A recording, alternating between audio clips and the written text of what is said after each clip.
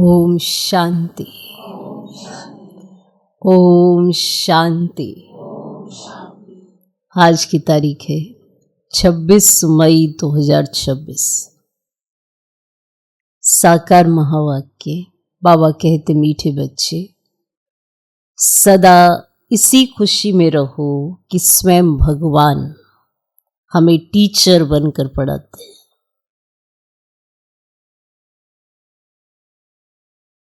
सदा इसी खुशी में रहो कि स्वयं भगवान हमें टीचर बनकर पढ़ाते हैं। हम उनसे राजयोग सीख रहे हैं। हम उनसे राजयोग सीख रहे हैं, प्रजा योग नहीं। बाबा कहते, मीठे बच्चे सदा इसी खुशी में रहो कि स्वयं भगवान हमें टीचर बनकर पढ़ाते हैं। टीचर बनकर पढ़ाते हैं। टीचर शिक्षा देता है काबिल बनाने के लिए, हमें लायक बनाने के लिए, काबिल बनाने के लिए टीचर शिक्षा देता है। माँ बाप पालना करते हैं पर टीचर शिक्षा देता है। इसलिए भूलना नहीं चाहिए कि भगवान टीचर बनकर हमें शिक्षा दे रहा है, हमें पढ़ा रहा है, हमें श्रृंगार कर रहा है, रोज हमें समझानी देता है। अब अगर उनकी समझानी हमें याद ही न रहे तो हम प्रजा कैटेगरी की है। साफ शब्दों की बात है। बाबा प्रजा बनाने नहीं आए, राजाओं का राजा बनाने है। पर जो बाप की बात ही ना सुने, टीचर की बात ही ना सुने, तो क्या बनेगा? लायक तो नहीं बनेगा। तो ये भूलना नहीं चाहिए कि भगवान इस समय टीचर बनकर हमें पढ़ा रहा है। हमें पढ़ना है, हमें शिक्षा लेनी है, हमें अपना कल्याण करना है। आप पढ़ रहे हो ये भगवान के ऊपर एहसान नहीं है, उसकी कृपा है, उसका आशीर्वाद है कि वो हमें पढ़ा रहा है। जो इस लायक भी नहीं थे कि हम उन्हें एक नजर देख भी सके, उन्हें पढ़ा रहा है कि वो मेरे समान बन जाएं। बहुत ऊंचा माना मर्तबा रखा है उन्होंने। धीरे धीरे हम अपना लक्ष्य ही भूल जाते हैं। हम करने क्या है? राजयोग सीखना है। जब योग से ही प्यार नहीं होगा तो राजा कहां से बन जाएंगे? इसे बार बार कहा जाता है, ये कोई प्रजा योग नहीं है। जब भी कोई योग करता है तो ये अवस्था समझ में आ जाती है इन्हें योग से लगन है कि नहीं है। फिर वो कहे कि मेरी अवस्था क्यों नहीं बन रही। जितना योग से प्यार होगा उतना ही दिखाई देता है कि बाप से प्यार है, जिसकी याद में ये डूबा हुआ है। और प्यार में समाई हुई आत्मा स्पष्ट नजर आती है। इसके लिए कोई उसको जग जाहिर करने की जरूरत नहीं है, उसके लक्षण ही बता देते हैं। तो हमें हमारे लक्षण देखने चाहिए कि कैसे है। तो ये सदा खुशी रहे और इस बात को याद भी रखे कि स्वयं भगवान टीचर बनकर पढ़ाते हैं, शिक्षा देते हैं, राजयोग सिखाते हैं, प्रजा योग नहीं। लेकिन उनकी बात नहीं मानेंगे तो फिर प्रजा ही बनेंगे। इसमें वो कुछ नहीं कर सकते। एक टीचर स्टूडेंट्स को समझा सकता है, पकड़ के पढ़ा नहीं सकता। तरीके बता सकता है, ऐसे पढ़ोगे लायक बनोगे। रोज शिक्षा देता है, समझानी देता है कि ये अडॉप्ट करेंगे, इसीलिए देता है। अगर अडॉप्ट ही नहीं करना, इग्नोर करना है, तो फिर कल को वैसे ही इग्नोर हो जाओगे तो फिर समझ भी नहीं आएगा कि ऐसा मुझे क्यों मिला। फिर ये मत कहना कि हमें मिला क्यों नहीं। इसे याद रहे कि भगवान टीचर बनकर पढ़ा रहा है, तो इस बात का जितना नशा होगा, जितनी खुशी होगी, उनकी बात उतनी वैल्यू से सुनेंगे। और जिससे वैल्यू से सुनना आता है उसे बनना आता है।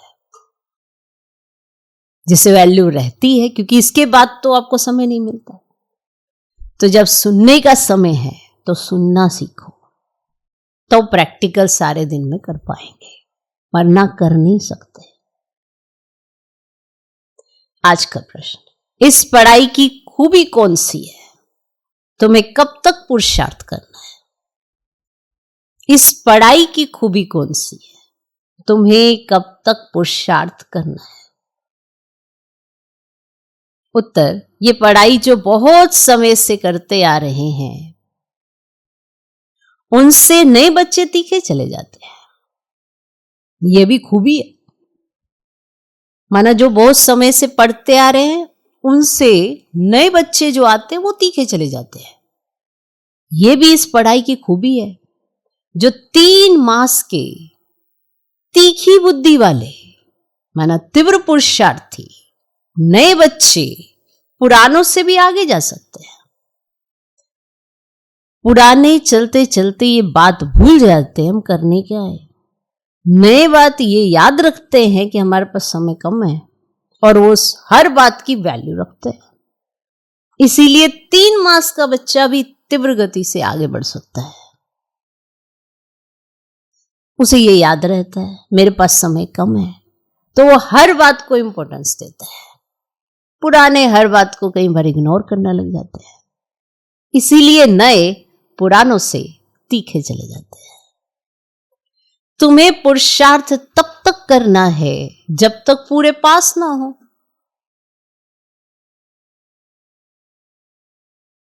कर्मातीत अवस्था ना हो, सब हिसाब किताब छूट न जाए, तब तक तुम्हें पुरुषार्थ करना है, तब तक तुम्हें ये सब करना है। और इसी जन्म की तो बात है। और ये जन्म अगर आपने पुरुषार्थ किया तो कल्प कल्प की बादशाही, कल्प कल्प का हर चीज प्राप्ति आपको हो जानी है। और इसी में सब इग्नोर करना शुरू करते तो फिर क्या होना है वो भी सबको पता है। तो तुम्हें पुरुषार्थ तब तक करना है जब तक पूरे पास ना हो, कर्मातीत अवस्था ना हो, सब हिसाब किताब छूट ना जाए। देखो अभी आप हष्ट पुष्ट ठीक हो, थोड़ी बहुत बीमारी चलती है, अचानक कोई ऐसी बीमारी आ गई आप कुछ कर ही नहीं सकते, उस समय क्या पुरुषार्थ कर लोगे? क्या करोगे पुरुषार्थ? कुछ नहीं। तो इसीलिए जो समय है ना उसको सही ढंग से यूटिलाइज कर लो। सब कुछ करना तो अपने लिए ही है, खाता ही अपना बनना है। तो तब तक आपको पुरुषार्थ करना है जब तक आप पूरे पास ना हो जाए। क्योंकि आज जिस बात में आप पास होते हैं परसों फेल हो जाते हैं उसी बात पे। बात आज भी वही आई, परसों वो आई तो फेल हो गए। तो ये जो फेल पास चल रहा है यही तो पुरुषार्थ है कि हमें ये याद रहे कि हम बनने क्या हैं, हमारी कर्मातीत अवस्था ना हो जाए। क्योंकि हमने संस्कार नहीं धारण किए हैं, टेम्परेरी चीजें अच्छी लगती हैं तो हम टेम्परेरी महसूस कर रहे हैं चीजों को। संस्कार बनाना है, मेरे को ऐसा ही अपना व्यक्तित्व रखना है, इस पे मैंने जोर ही नहीं दिया है, तो हम पास कैसे होंगे? फिर तो टेम्परेरी होगा। आज तुम्हारा मूड ठीक, सारी दुनिया अच्छी। आज तुम्हारा मूड ठीक नहीं, सारी दुनिया खराब, भगवान भी अपना नहीं। तो ये पुरुषार्थ चल रहा है, आज ऐसा कल ऐसा, लेकिन हम ये भूल रहे हैं कि हमें संस्कार बनाने हैं। बिगड़ गए, रावण ने संस्कार बिगाड़ दिए। अब जो बाप के संस्कार है वो मेरे संस्कार होने चाहिए। ये पुरुषार्थ चल रहा है। ये नहीं कि एक ही दिन में आप संपन्न हो जाएंगे। सिचुएशंस आएंगी, फेस करनी होंगी, पर किन चीजों से फेस की? कौन सी बातें आपको याद रही? बाप की बात याद भी रही कि नहीं भी याद रही? इसीलिए कहा जब तक हम पूरा पास ना हो जाए। ये बीच बीच में टेस्ट होते रहते हैं। कर्मातीत अवस्था, कर्मों का प्रभाव खत्म हो जाएगा। जो हम करेंगे उसे बाप को समर्पित कर सकेंगे। आज तो हम कुछ भी करेंगे तो याद रहेगा मैंने क्या किया है। तीसरी बात, हिसाब किताब छूट जाए, कोई भी नया हिसाब किताब आए ही ना सामने, और अगर आए भी तो हम नेचुरल उसको क्रॉस कर सकें, मेहनत ना लगे। ये है सारा पुरुषार्थ। ओम शांति। बच्चे कहाँ बैठे हैं? कहाँ बैठे हैं? बेहद के बाप के स्कूल में, बेहद के बाप के स्कूल में। बहुत ही ऊंचा नशा होना चाहिए बच्चों को। किसके बच्चे हो? बताओ, किसके बच्चे और किस बच्चों को नशा होना चाहिए? किसके बच्चे को? बेहद के बाप के बच्चे को, अथवा रूहानी बच्चों को। बाप रूहों को ही पढ़ाते हैं, गुजराती व मराठी को नहीं पढ़ाते हैं। वह तो नाम रूप हो गया, बाप पढ़ाते ही है रूहों को। तुम बच्चे भी समझते हो हमारा बेहद का बाप वही है जिसको भगवान कहते हैं। भगवानुवाच भी है जरूर, परंतु भगवान किसको कहा जाता है ये समझते नहीं है। कहते भी है शिव परमात्मा नमः, परमात्मा तो एक ही है, अवय है, ऊंच से ऊंच निराकार। तुमको श्री कृष्ण भगवान नहीं पढ़ाते, ना पढ़ाया था। तुम जानते हो हम आत्माओं का बाबा हमको पढ़ा रहा है। भगवान तो निराकारी ठहरा। शिव के मंदिर में जाते हैं, उनकी पूजा भी करते हैं, तो जरूर कोई चीज है। नाम रूप से न्यारी कोई चीज थोड़ी होती है। ये भी तुम अब समझते हो। सारी दुनिया में कोई भी नहीं जानते है, तुम भी अभी जानने लग पड़े हो। बहुत समय से जानते आए हो। ऐसे भी नहीं, बहुत समय से आने वालों से नए तीखे नहीं जा सकते हैं। ये बात भूलना नहीं कि आप बहुत समय के हो तो आप ही तीखे हो। अब तो बहुत समय से चलते हो, ऐसा नहीं है। जो नए आएंगे वो आपसे भी तीखे जाएंगे। बस उनकी बुद्धि अगर आपसे जुट गई तो वो आपसे तीखे जा सकते हैं। जैसे आजकल के बच्चों को देखा है, आपको कोई बात इतनी देर में समझ में आई और छोटे बच्चों को तुरंत समझ में आ गई। क्यों? क्योंकि उनकी बुद्धि एकाग्र है, उन्हें एकाग्रता का गिफ्ट मिला हुआ है। उन्हें बड़ी जल्दी समझ में आ जाता है, हमें नहीं। इसी तरह से जो नए आएंगे उनके पास एकाग्रता की शक्ति होगी तो तीखे चले जाएंगे। इसको उसको देखने में व्यस्त हो, वो किसी को देखेंगे नहीं तो तीखे चले जाएंगे। वो सहज और स्पष्ट सी बात है कि वो तीखे कैसे जा सकते हैं। तो ये भी एक खूबी है कि नए भी तीखे जा सकते हैं। 3 मास के नए बच्चे भी बहुत तीखे हो सकते हैं। कहते हैं बाबा इस आत्मा की बुद्धि बहुत तीखी है। ये बाबा को पत्र लिखते हैं, बाबा इस आत्मा की तो बुद्धि बड़ी तीखी है। नए जब सुनते हैं तो बड़े गदगद होते हैं। अब हैं तो सब गॉडली स्टूडेंट। निराकार बाप ज्ञान का सागर पढ़ा रहे हैं, भगवान वाच भी गाया हुआ है, परंतु कब ये भूल गए। अभी तुम बच्चे जानते हो ऐसे भी कोई होते हैं जिनका बाप टीचर होता है, परंतु वह सिर्फ एक ही सब्जेक्ट पढ़ाएंगे, दूसरी सब्जेक्ट फिर दूसरा टीचर पढ़ाएंगे। यहां तो बाप सब बच्चों का टीचर है। ये वंडरफुल बात है। ढेर बच्चे हैं जिनको निश्चय शिव बाबा हमको पढ़ाते हैं। श्री कृष्ण को बाबा कह ही नहीं सकते। अब श्री कृष्ण को ऐसे टीचर गुरु भी नहीं समझते। अब ये तो प्रैक्टिकल पढ़ा रहे हैं। तुम भिन्न भिन्न प्रकार के स्टूडेंट्स बैठे हो। बाबा टीचर पढ़ाते हैं जब तक तुम पास हो जाओ, कर्मातीत अवस्था को पालो, तब तक पुरुषार्थ करना है, कर्मों के हिसाब किताब से छूटना है। परंतु अंदर में बड़ी खुशी होनी चाहिए। बाबा हमको ऐसी दुनिया में ले जाते हैं और कोई ऐसे स्कूल होते ही नहीं जो बच्चे बैठे हो और समझें कि परम धाम निवासी बाबा आकर हमें पढ़ाएंगे, और कोई ऐसा स्कूल नहीं है। अभी तुम यहां बैठते हो तो समझते हो हमारा बेहद का बाबा हमको पढ़ाने के लिए आते हैं, तो अंदर में बड़ी खुशी होनी चाहिए। तो अंदर में बड़ी खुशी होनी चाहिए। बाबा हमको राजयोग सिखा रहे हैं। अब ये प्रजा योग नहीं, ये है राजयोग। इस याद से ही बच्चों को खुशी का पारा चढ़ना चाहिए। कितना बड़ा इम्तिहान है और तुम बैठे कितने साधारण हो। जैसे मुसलमान लोग बच्चों को दरी पर बैठ पढ़ाते हैं। दरी रखी होती है, उसके ऊपर बच्चे बैठते हैं और पढ़ते हैं। मुसलमान लोगों की बात बाबा बता रहे हैं। तुम इस निश्चय से कहां आते हो? तुम इस निश्चय से कहां आते हो? अब बाप के सम्मुख बैठे हो, बाबा भी कहते मैं ज्ञान का सागर हूं, मैं कल्प कल्प आकर राजयोग सिखाता हूं। श्री कृष्ण के 84 जन्म कहो व ब्रह्मा के 84 जन्म कहो, बात तो एक ही है। और ब्रह्मा सो श्री कृष्ण है, ये बुद्धि में अच्छी रीति धारण करना है। बाप के साथ बड़ा लव रहना चाहिए। लव जास्ती याद सहज। लव में कमी है ना तो याद ही नहीं होती। लव के साथ ही तो याद करने बैठे हो, तो बड़ा लव होना चाहिए।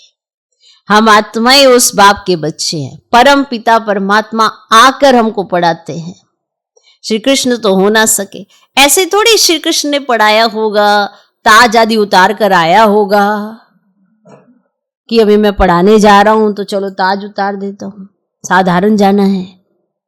अब श्री कृष्ण तो हो ना सके, ऐसे थोड़ी श्री कृष्ण ने पढ़ाया होगा, ताज आदि उतार कर आया होगा। अब पढ़ाने वाला तो बुजुर्ग चाहिए, अनुभवी।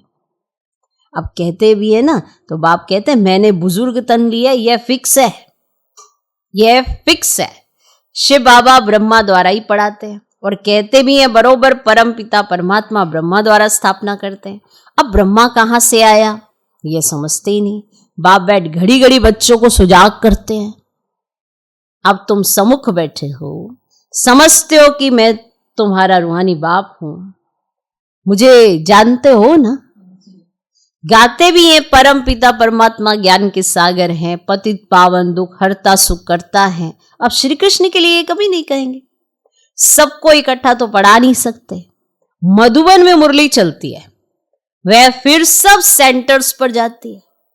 तुम अभी सम्मुख हो, जानते हो कल पहले भी बाबा ने ऐसे पढ़ाया था। यही समय था जो पास्ट हो गया, वह फिर अभी प्रेजेंट होना है। भक्ति मार्ग की बातें तो अब छोड़ देनी है। अभी तुम्हारी ज्ञान से प्रीत, पढ़ाने वाले से प्रीत है। कोई कोई जब टीचर से पढ़ते हैं तो उनको सौगात देते हैं, स्टूडेंट टीचर को सौगात देते हैं। अब ये बाबा तो खुद ही सौगात देते हैं, नहीं तो स्टूडेंट टीचर को सौगात देते हैं ना कि हमारा पढ़ाने वाले देखो हम पे कितनी मेहनत कर रहे हैं, तो स्टूडेंट टीचर को। यहाँ तो बाबा खुद ही सौगात देते हैं। यहां आकर साकार में बच्चों को देखते हैं, ये हमारे बच्चे हैं, ये भी बच्चों को ज्ञान है। सब 84 जन्म नहीं लेते हैं, कोई का एक जन्म तो भी उसमें सुख दुख पास करेंगे। अगर किसी का एक जन्म भी है ना तो भी वो उस एक जन्म में सुख और दुख को पास करेंगे। तो अभी तुम इन सब बातों को समझ गए हो। यह मनुष्य सृष्टि का सिजरा है। पहले नंबर में है ब्रह्मा सरस्वती, आदि देव आदि देवी। पीछे फिर अनेक धर्म होते जाते हैं, तो वह है सर्वात्माओं का बीज, बाकी सब है पत्ते। प्रजापिता ब्रह्मा सबका बाप है। इस समय प्रजापिता हाजिर है, तो ये बैठ शूद्र से कन्वर्ट कर ब्राह्मण बनाते हैं। ऐसे कोई कर ना सके। बाप ही तुमको शूद्र से ब्राह्मण बनाए, फिर देवता बनाने के लिए पढ़ा रहे हैं। ये है ही सहज राजयोग की पढ़ाई। राजा जनक ने भी सेकंड में जीवन मुक्ति को पाया, अर्थात स्वर्गवासी बन गया। मनुष्य गाते तो रहते हैं परंतु फिर भी समझा नहीं सकते। अब बाप कहते बच्चे देही अभिमानी बनो। तुम शरीर ही आए थे, फिर शरीर लेकर पाठ बजाया। बरोबर 84 जन्म लिए हैं। बाप जो ट्रुथ है वह सत्य ही बताएंगे। राजधानी हुई ना। राजयोग एक थोड़ी सीखेंगे। तुम सब अभी कांटों से फूल बन रहे हो। कांटा और फूल किसको कहते हैं ये भी अब तुम समझ रहे हो। ये है ही छीछी कांटों की दुनिया। हम 84 जन्मों का चक्र लगाए नरकवासी हुए हैं। फिर से वर्ल्ड की हिस्ट्री ज्योग्राफी रिपीट करेंगे। हम फिर से जरूर स्वर्गवासी बनेंगे। हम फिर से जरूर स्वर्गवासी बनेंगे। कल्प कल्प हम बनते हैं। घड़ी घड़ी ये याद करना है और नॉलेज समझानी है। ये लक्ष्मी नारायण सूर्यवंशी थे। क्राइस्ट आया, उनके पहले बहुत थोड़े थे, राजधानी नहीं थी। अब बाप आकर सत्युगी राजधानी स्थापन करते। स्थापना होती है संगम पर। अभी तुम्हारी बुद्धि में है कि यह है सच्चा सच्चा कुंभ का मेला। आत्माएं अनेक है, परमात्मा एक है। परमात्मा बाप बच्चों के पास आते पावन बनाने। इसको ही संगम युग कुंभ का मेला कहा जाता है। अभी तुमको ज्ञान का तीसरा नेत्र मिला है। बाप आकर स्वर्गवासी बनाते, फिर नरक पुरानी दुनिया का विनाश जरूर होना चाहिए। कल्प कल्प विनाश होता ही है। नई सो पुरानी, पुरानी सो नई होती है, ये तो जरूर होगा। नई को स्वर्ग, पुरानी को नर्क कहा जाता है। अभी तो कितनी मनुष्यों की वृद्धि होती जाती है। अनाज नहीं मिलता है तो समझते हैं हम बहुत अनाज पैदा करेंगे। अच्छा, नहीं मिला तो समझते हैं अगली बार बहुत ज्यादा अनाज पैदा करेंगे। अच्छा, परंतु बच्चे कितने पैदा होते रहते हैं। अनाज कहां से लाएंगे। अभी तो बच्चों को यह खातरी है कि ये सारी पुरानी दुनिया खत्म होनी। मनुष्यों को यह ज्ञान अच्छा भी लगता है, परंतु बुद्धि में कुछ भी बैठता नहीं है। तुम्हारी बुद्धि में है नर्क के बाद स्वर्ग आएगा, और सत्युग के देवी देवता होकर गए हैं। अब ये लक्ष्मी नारायण भारत के मालिक थे, चित्र हैं, और सत्युग में है आदि सनातन देवी देवता धर्म।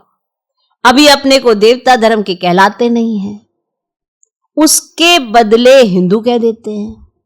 बच्चे अच्छी तरह से जानते हैं कि हम ये बन रहे हैं, यही माना देवी देवता। बाबा हमको पढ़ा रहे हैं इन ऑर्गन्स द्वारा। बाबा कहते हैं नहीं तो मैं तुमको पढ़ाऊं कैसे।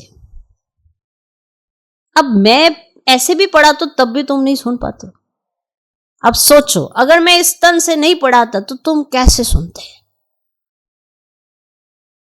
पढ़ाऊं कैसे तुम्हें। आत्माओं को ही पढ़ाते, क्योंकि आत्मा में ही खाद पड़ती है। अभी तुमको सच्चा सोना बनना है। गोल्डन एज से सिल्वर एज में आए, अर्थात चांदी की खाद पड़ने से तुम चंद्रवंशी बन पड़ते हो। सत्युग में गोल्डन एज में थे, वही फिर नीचे उतरते हैं, फिर वृद्धि भी हो जाती है। अभी तुम्हारी बुद्धि में हम गोल्डन, सिल्वर, कॉपर, आयरन में 84 का चक्कर लगा कर आए। अनेक बार ये पाठ बजाया है। इस पाठ से कोई भी छूट नहीं सकता है।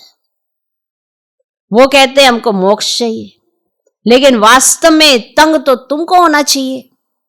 तुमने 84 का चक्कर लगाया ना, तो तंग तो तुमको होना चाहिए। वो तो अभी उतरे हैं और कहते हैं मोक्ष चाहिए। कुछ समझ में आया। 84 का चक्कर तो तुमने लगाया, और मनुष्य तो समझते आना और जाना होता ही रहता है, इनसे क्यों ना हम छूटे। परंतु ये तो हो ना सके। गुरु लोग भी कह देते हैं तुम मोक्ष को पाएंगे, ब्रह्म को याद करो तो ब्रह्म में लीन हो जाएंगे, फिर तुम नहीं आएंगे इस चक्कर में। अनेक मतांतर भारत में ही है, और कोई खंड में इतने नहीं है। ढेर की ढेर मत है, एक ना मिले दूसरे। रिद्धि सिद्धि भी बहुत सीखते हैं। कोई केसर निकालते, कोई क्या, तो इससे मनुष्य बहुत खुश होते हैं। ये है सही माना जगह। अब ये तो है स्पिरिचुअल नॉलेज। तुम जानते हो स्पिरिचुअल फादर है हम आत्माओं का बाप। रूहानी बाबा रूहों से बात करते हैं। सत्यनारायण की कथा आकर सुनाते हैं, व अमर कथा सुनाते हैं, जिससे अमर लोक का मालिक बनाते हैं, नर से नारायण बनाते हैं, फिर कोड़ी मिसल बन पड़ते हैं। अभी तुमको हीरे जैसा अनमोल जन्म मिला है, फिर कोड़ियों पिछाड़ी क्यों गवाते हो। ये दुनिया की ही बाकी कितने वर्ष होगी बताओ, जो ये सोचते हैं ये कर ले, वो कर ले, वो कर ले। कितने वर्ष होगी ये दुनिया। कितने लड़ाई झगड़े होते रहते हैं, सब खत्म हो जाएंगे। मौत सामने खड़ा है, फिर इतने लाख करोड़ कौन बैठ खाएंगे। तो क्यों नहीं इनको सफल करना चाहिए। ये रूहानी कॉलेज खोलने से मनुष्य एवर हेल्दी, वेल्दी, हैप्पी बन जाते हैं। सो भी ये कंबाइंड है, हॉस्पिटल और यूनिवर्सिटी। हेल्थ, वेल्थ, हैप्पीनेस तो है ही, तो बरोबर योग से आयु भी बड़ी मिलती है। कितने तुम हेल्दी बनते हो, फिर कारून का खजाना भी मिलता है। अल्लाह अवलदीन का नाटक दिखाते हैं। तुम जानते हो अल्लाह जो आदि सनातन देवी देवता धर्म स्थापन करते हैं, उसमें बहुत सुख है। नाम ही है स्वर्ग। तुम शांति धाम के रहवासी थे, फिर तुम पहले सुखधाम में आए, फिर 84 जन्म लेते नीचे गिरते आए हो। कल्प कल्प हम तुम बच्चों को ऐसे बैठ समझाते हैं। तुम अपने जन्मों को नहीं जानते हो, मैं तुमको बताता हूं। तुमने 84 जन्म लिए हैं, ये चोला पतित है। आत्मा भी तमो प्रधान हो गई है। बाबा राइट कहते हैं, बाबा कभी रोंग कहेंगे ही नहीं, वे है ही ट्रुथ। God is truth. सत्युग है ही वाइसलेस वर्ड, राइटियस दुनिया, फिर रावण अनराइटियस बनाते हैं, ये है ही झूठ खंड, और गाते भी हैं क्या, झूठी काया, झूठी माया, झूठा सब संसार। तो कौन सा संसार? ये सारा पुराना संसार झूठा है, ये झूठी एक्टिविटीज है, ये झूठा आडंबर है जो आप देख के प्रभावित हो जाते हैं ना, सब झूठ है। सत्युग में सच्चा संसार था, दुनिया एक ही है, दो नहीं है। नई दुनिया से फिर पुरानी होती है, नए मकान पुराने मकान में फर्क तो होता है। नया मकान बनकर तैयार होता है तो समझते हैं नए में बैठेंगे, और यहां भी बच्चों के लिए नया मकान बनाते हैं, बहुत बच्चे होते जाएंगे, तुम बच्चों को तो बहुत खुशी होनी चाहिए। तो ये जो बाबा के घर में मकान बनते हैं वो बच्चों के लिए बनते हैं, बच्चे आते हैं, बच्चों के रहने के लिए मकान बनाया जाता है, इसीलिए बनाया जाता है। कई सोचते हैं अरे अभी विनाश नहीं होना, बाबा तो मकान पे मकान बनाए जा रहे हैं, वो तो लास्ट दिन तक बनाते रहे, क्योंकि बच्चे आते हैं, बच्चों के रहने के लिए स्थान चाहिए होता है। इससे इस अंदाजे तक मत जाना कि विनाश अभी लंबा समय है अभी पड़ा हुआ। मकान से विनाश का कोई लेना देना नहीं है, मकान तो बनते रहेंगे और विनाश अपना चलता रहेगा, समझे। उससे ये मत जोड़ा करो कि भगवान तो इतना सब कुछ निर्माण कराया जा रहा है तो ये खत्म करने के लिए, थोड़ा खत्म करने के लिए नहीं। जब भी कोई चीज बन रही होती है वो बच्चों के रहने के लिए बन रही होती है, इसके अलावा कुछ भी नहीं होता। इसलिए बनते जाते हैं, बच्चे आते जाते हैं। यहाँ भी बच्चों के लिए नया मकान बनाते हैं, बहुत बच्चे होते जाएंगे, तुम बच्चों को तो बहुत खुशी होनी चाहिए। बाप कहते हैं मुझ ज्ञान सागर के बच्चे सब काम चिता पर बैठ बिल्कुल एकदम जल गए, बेचारे एक कदम जल गए। अब फिर उनको ज्ञान चिता पर बिठाते हैं, ज्ञान चिता पर बिठाए स्वर्ग का मालिक बनाते हैं। काम चिता पर बैठने से बिल्कुल ही काले बन गए हैं। श्री कृष्ण को श्याम सुंदर नाम दिया है, परंतु अर्थ कोई समझ ही नहीं सकते। अब तुम क्या से क्या बनते हो? बाप कोड़ी से हीरे मिसल बनाते हैं, तो फिर इतना अटेंशन देना चाहिए, बाप को याद करना चाहिए, बुद्धि बाप के साथ होनी चाहिए। अब याद से ही तुम स्वर्ग के मालिक बनेंगे। अच्छा, मीठे मीठे सिकिलधे बच्चों प्रति मात पिता बाप दादा का याद, प्यारो गुड मॉर्निंग। रूहानी बाप की रूहानी बच्चों को नमस्ते। हम रूहानी बच्चों की भी रूहानी बाप को नमस्ते नमस्ते नमस्ते। Good morning good morning good morning. धारणा के लिए मुख्य सर पहला पॉइंट, इस हीरे तुल्य अनमोल जीवन को कौड़ियों के पीछे नहीं गंवाना है। इस हीरे तुल्य अनमोल जीवन को कौड़ियों के पीछे नहीं गंवाना है। मौत सामने खड़ा है, इसलिए अपना सब कुछ रूहानी सेवा में सफल करना है। मौत सामने खड़ा है, इसीलिए अपना सब कुछ रूहानी सेवा में सफल करना है। दूसरा पॉइंट, पढ़ाई और पढ़ाने वाले से सच्ची प्रीत रखनी है। पढ़ाई और पढ़ाने वाले से सच्ची प्रीत रखनी है। भगवान हमको पढ़ाने आते हैं, इस खुशी में रहना है। भगवान हमको पढ़ाने आते हैं, इस खुशी में रहना है।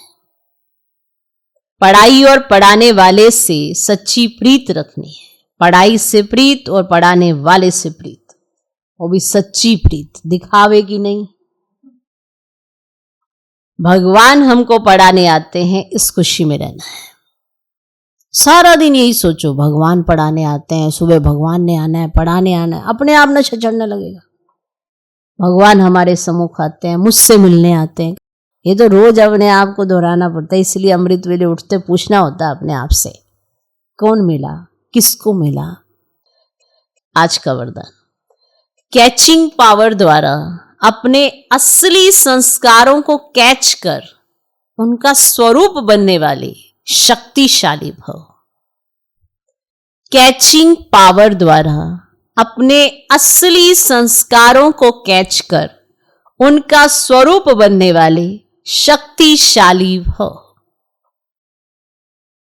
पुरुषार्थ का मुख्य आधार कैचिंग पावर है।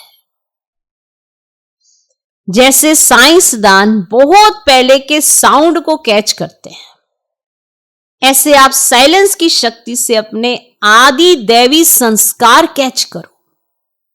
इसके लिए सदैव यही स्मृति रहे कि मैं यही था और फिर बन रहा हूं। पहले मैं यही था, मैं फिर से बन रहा हूं। जितना उन संस्कारों को कैच करेंगे उतना उसका स्वरूप बनेंगे। 5000 वर्ष की बात इतनी स्पष्ट अनुभव में आए जैसे कल की बात है। अपनी स्मृति को इतना श्रेष्ठ और स्पष्ट बनाओ, तब शक्तिशाली बनेंगे। आज का स्लोगन, ब्राह्मण जीवन का श्वास खुशी है। शरीर भल चला जाए लेकिन खुशी न जाए।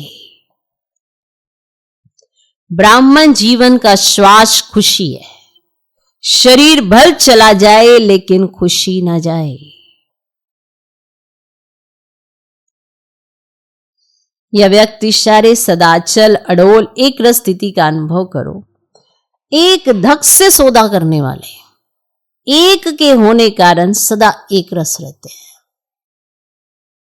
बाकी जो थोड़ा थोड़ा करके सौदा करते हैं, एक के बजाय 2 नावों में पांव रखने वाले हैं, वह सदा कोई ना कोई उलझन की हलचल में एक रस नहीं बनते हैं।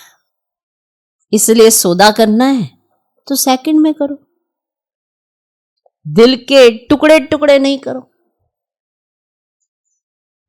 ओम शांति।